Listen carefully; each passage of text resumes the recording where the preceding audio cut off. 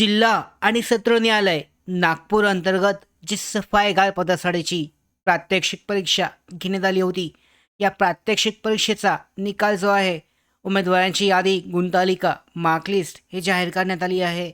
जिल्हा आणि सत्र न्यायालय नागपूर 1 डिसेंबरची आजचीच अपडेट आहे. पाहू शकता, आजच हे गुणपत्रक जाहीर करण्यात आलं आहे.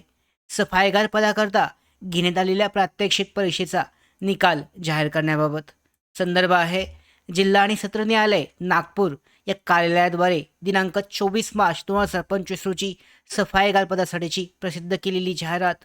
वरील संदर्भित विषयांच्या अनुषंगाने जिल्हा आणि सत्र न्यायालय नागपूर आस्थापनेवरील सफाईगार या पदासाठी घेण्यात आलेल्या प्रात्यक्षिक परीक्षेत खालील उमेदवारांना मिळालेले गुण हे प्रात्यक्षिक परीक्षेच्या वेळी उमेदवारांनी केलेली स्वच्छता व त्याची गुणवत्ता याचा विचार करून परीक्षकांनी दिलेली आहेत.